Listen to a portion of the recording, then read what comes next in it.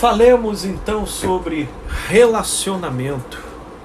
As pessoas se afastam porque deduzem mais do que dialogam. Esse foi um tema proposto que eu recebi via direct. Opa, que maravilha, Dani! E que eu recebi via direct e que carrega uma pertinência muito grande, sobretudo naquilo que vem se formando como sendo o cenário fatídico, diríamos, do que tem sido desencadeado por esse momento de pandemia, né? Por esse momento de isolamento social e que acaba remetendo as pessoas a uma quebra das suas respectivas rotinas e padrões de vivência anteriores, e que naquilo em que se vinculavam nas suas rotinas e nos seus padrões de vida anteriores, dava conta de produzir uma funcionalidade relativa à permanência da relação, de modo a não esbarrar em questões delicadas, de modo a não confrontarem impasses existentes, de modo a não tropeçarem em questões prementes, mas que pela via da pandemia, alterando o panorama de vida e introduzindo os implicados dentro de uma configuração totalmente atípica, dentre elas, uma convivência em demasia, o que em caso de muitos casais de relação, sobretudo de longa data, por vezes já faziam anos que não desfrutavam de tal configuração, isso tem sido ocasião, isso tem dado margens para o surgimento, né? Para o surgimento de inúmeras coisas que poderíamos dizer terem sido até jogadas para debaixo do tapete, ou terem sido anestesiadas ou adormecidas por conta do corre-corre do dia a dia, e que produzia as distrações necessárias para que certos pontos passem desapercebidos, e com uma convivência precária, então forjou-se uma funcionalidade geral na relação que já não precisava passar por certos temas e por certos pontos sensíveis. Mas agora, numa convivência mais direta, né, isso tudo vem emergindo, isso tudo vem sendo desvelado. É como se muitos tivessem os seus rostinhos sendo compulsoriamente virados para ter que olhar para determinadas direções, em que se preferiu virar para o outro lado a título de não mexer em vespeiro, de não cutucar ninho de marimbondo, e com isso, de repente, voltar a renovar uma série de feridas e de cicatrizes e de pontos sensíveis que, na verdade, daria muito trabalho e se geraria muito esforço para elaborar, para discutir, para pensar, e podendo até levar à ruptura ou ao abalo de toda uma estrutura dos quais os envolvidos, mal ou bem, encontraram uma satisfatória comodidade. Conforme eu já ouvi não poucas vezes, né? Felipe, perfeito não é, tem muitas questões, mas eu não quero meter a mão, porque de tudo o que eu possa criticar, eu consigo extrair daqui aquilo que pelo momento eu tenho julgado ser um mal menor comparado ao que seja encarar esses pormenores e essas questões de frente. E assim, sistematicamente, uma série de questões e de pendências vão sendo jogadas para debaixo do tapete, e elas vão sendo ignoradas e elas não vão sendo tratadas. No início, os envolvidos, ou pelo menos uma das partes, frequentemente ela percebe a dinâmica. Algumas delas, elas até se queixam do tipo, como pode a pessoa agir assim? E no dia seguinte ela está me tratando como se nada tivesse acontecido. Como pode ela ter tido esse e aquele comportamento e hoje aqui, ó, momentos depois ela vem falar comigo como se nada tivesse ocorrido. Então, principalmente relações de longo prazo passam a desenvolver certas defesas instintivas, onde, visando a manutenção da relação, porque o término geraria implicações consideráveis na vida individual dos envolvidos, recursos defensivos vão sendo criados para passarem por cima de determinados pontos sensíveis como se eles fossem quebra-molas, sabe? Só diminui a velocidade, a gente passa por cima e segue viagem, né? Tudo isso acaba sendo, né, ou acaba demonstrando uma certa viabilidade de realização, enquanto os envolvidos eles conseguem estabelecer um panorama de afastamento e de distração capitaneado pelo cotidiano de trabalho, às vezes conduzido pela introdução de um terceiro ou de um quarto integrante na relação, na pessoa dos filhos. E tudo isso vai criando espaços de distanciamento que vão, por conseguinte, escamoteando os envolvidos do contato direto com os pontos sensíveis. Né?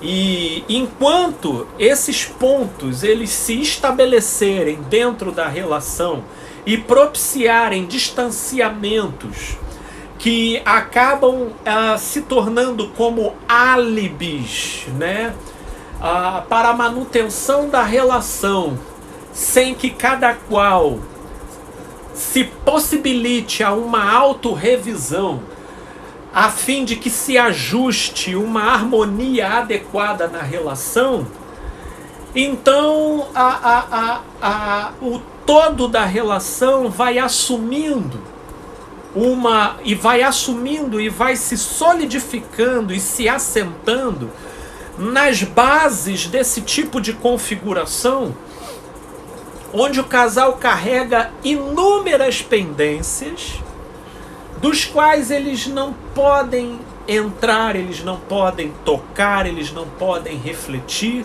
sem que isso represente quase que a ruptura de toda uma estrutura, por vezes de anos de convivência.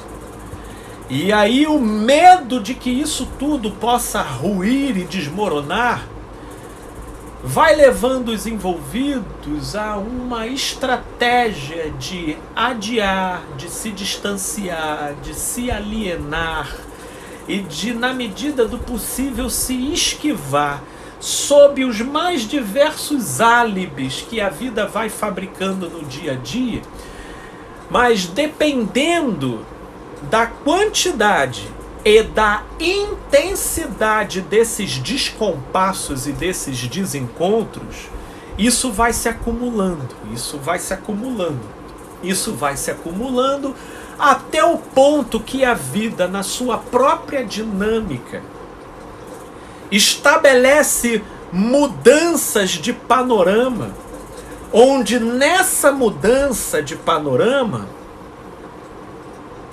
os envolvidos se veem drasticamente forçados a terem que encarar aqueles pontos que foram jogados para debaixo do tapete. Aqueles pontos que foram sistematicamente ignorados. Aqueles pontos que, por não haver uma oportunidade para diálogo adequado, eles foram resolvidos via arrefecimento da sensibilidade pelo tempo decorrido. Mas não porque pudesse ter havido um entendimento elaborado das pessoas sobre aquela questão. Muitas delas partem, inclusive, para a resolução da seguinte maneira: olha, tem esse ponto do comportamento dele que me irrita profundamente. Mas como eu não quero me ver levando isso a ferro e fogo, porque isso pode mexer com a possibilidade de a gente ter que terminar, e terminar passaria para mim uma mensagem que vai para muito além do que esse término representaria em si, que tem a ver com conexões com traumas do meu passado não resolvido e que movem carências exacerbadas no meu comportamento. Então essa característica é uma coisa que eu prefiro passar por cima, que eu prefiro de alguma forma escamotear e criar um panorama de vida onde quanto menos eu esbarrar com essa questão, então talvez melhor eu colabore para o prolongamento dessa relação, né? Mas aí o que acontece? Com o decorrer do tempo, aquilo que começou com uma característica vai naturalmente se vinculando a outros aspectos, a outras situações, a outros acontecimentos, até porque nada na gente opera de maneira estanque. Ela se interconecta com outros aspectos da nossa visão de mundo e da nossa maneira de ser. De modo que, por exemplo, quando chega um momento dessa pessoa, por exemplo, se vê grávida, e na gravidez dela ela está sozinha, e aí aquilo se lhe computar como uma verdadeira adaga enfiada na sua própria barriga, é que ela vai constatar o peso de ter ignorado sinais que já se faziam evidentes no início, mas porque levar aquilo adiante como questões a serem resolvidas e conversadas poderia representar um comprometimento na realização de uma idealização que ela criou para ela, porque aí aqui nós já estamos abrindo uma outra avenida de reflexão. Existe muita coisa que não é devidamente tratado e dialogado numa relação, porque mexer com as verdades envolvidas no processo remete a pessoa à possibilidade de enxergá-la como responsável, como supostamente responsável, por estar contribuindo para sabotar uma realização de uma idealização que ela fez para ela mesma. Logo, premida pelo quanto que ela se cobrou e almejou tal idealização de realização que ela criou para ela, essa pressão exercida pelo seu próprio juiz interno passa a impor os limites daquilo que ela se permite e daquilo que ela não se permite confrontar, investigar, dialogar, tratar, ou seja, trazer para a luz. Porque tudo o que se manifesta é luz, e só na luz isso pode ser tratado, não é verdade? Aqui eu já quero aproveitar, e aí, meus amigos e amigas, eu já quero até abrir aqui relativo àquilo que nós estamos falando, e se forem surgindo questões, por favor, vocês podem vir trazendo aqui para a gente poder debater. E quem já começa aqui, pelo menos pelo que eu pude constatar, é a minha amiga Sabrina. Querida Sabrina, boa noite, obrigado pela sua presença aqui, viu, minha amiga, de coração. E a Sabrina, ela traz o seguinte comentário: acredito que com essa nova onda de forma de vida, vai aumentar a busca por serviços psicológicos. A visão que tenho é que o inconsciente coletivo está emergindo. Boa noite, querida Sabrina. Sem sombra de dúvida, essa é uma atividade que está em voga nesse momento. Conforme estávamos refletindo no início, toda mudança de circunstância, toda mudança de ângulo, toda alteração no papel desenvolvido das pessoas no curso da vida, inevitavelmente vai produzir mudanças nas estruturas relacionais. E aí, conforme estamos refletindo aqui, e que faz jus ao comentário que você trouxe, é que verdades ignoradas, né, sinais e elementos engasgados e não tratados, eles acabam emergindo, eles acabam vindo para a superfície. Só que às vezes eles vêm para a superfície, como isso tudo funciona de maneira aleatória e sem um comprometimento com a nossa própria agenda e ordem de prioridades, né? Isso às vezes acaba surgindo não no momento ideal da vida dos envolvidos. E é aí que a emenda fica pior do que o soneto, né? Porque aquilo que de início a pessoa julga não ter a melhor cabeça ou a melhor maturidade para tratar, e então, portanto, ela ignora, irá cumprir uma função bumerangue, porque é aquilo que é lançado, vai lá embaixo e depois volta.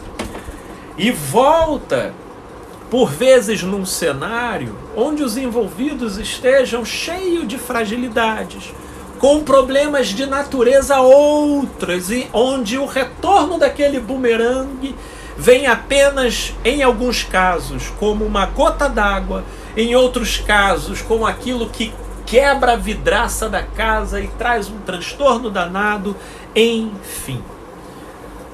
O que eu quero, na verdade, até apontar com isso tudo é a importância do diálogo, da fala e da troca como forma de se chegar a um entendimento. Só que esse entendimento é um outro ponto interessante para a gente refletir também, ok? Eu até vi aqui que a querida Ana Gonçalves está com um problema na internet. Querida Ana, eu vou até tomar por ocasião aqui aqui o que você comentou, até para poder enfatizar a todos os demais amigos, inclusive a minha amiga Ana. Caso vocês tenham realmente dificuldade, seja por um sinal da internet aqui ou por um sinal da internet daí, fiquem tranquilos, esse material está sendo gravado, se der algum bug aqui no Instagram, tem um outro aparelho aqui gravando, né, a nossa live, e ela posteriormente será colocada aqui no meu canal no IGTV e posteriormente seguirá para o meu canal no YouTube, e com a graça de Deus vocês terão oportunidade de acompanhar e de ouvir na íntegra, ok? Portanto, eu queria fazer aqui um breve comentário. Eu já estou vendo que tem outros comentários aqui e eu quero ler o que está sendo colocado aqui para a gente poder debater. Quando eu estava falando sobre diálogo para se chegar a entendimentos, acredite, existe entendimentos que se chega mesmo quando o diálogo não é satisfatório, ok? Existe possibilidade de se adquirir entendimentos mesmo quando o diálogo não é satisfatório. Eu já lidei e ainda lido com determinados impasses relacionais, ok? Onde o entendimento de muitos cônjuges dentro da sua própria relação, na tentativa de diálogo com o seu parceiro ou a sua parceira, esse entendimento ele advém não por um consenso que se forma em relação ao diálogo estabelecido, mas esse entendimento ele se forma justamente pela ausência desse entrosamento, né, dessa compreensão e desse devido ajustamento na comunicação dos envolvidos. Portanto, quando eu digo que o diálogo ele favorece entendimento para a relação, eu quero dizer isso de maneira ampla, porque quando a gente fala, dialogando, a gente salva a relação, por exemplo, o tema da nossa live de hoje, né? As pessoas se afastam porque deduzem mais do que dialogam. Quando o afastamento ele acontece por dedução, a probabilidade de remorso, né, e de remorso, ela é muito grande, né? Porque a grande verdade é que a gente toma um posicionamento patrocinado pela nossa imaginação e que depois a realidade vai desmentindo as nossas fantasias, levando a gente a um arrependimento, e que nesse caso é absolutamente coerente, ok? Mas a grande verdade é que tem pessoas que dialogam, mas talvez por não conseguirem se ajustar no diálogo estabelecido, então elas pressupõem que o diálogo não é o melhor caminho para o entendimento.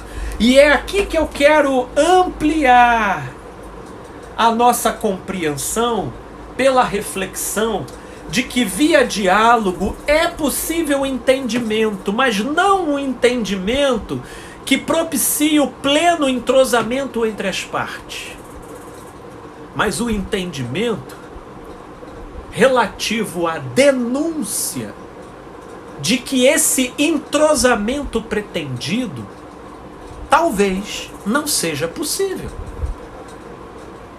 Só que aí essa verdade para muitos é cruel demais. Ela é desgostosa demais.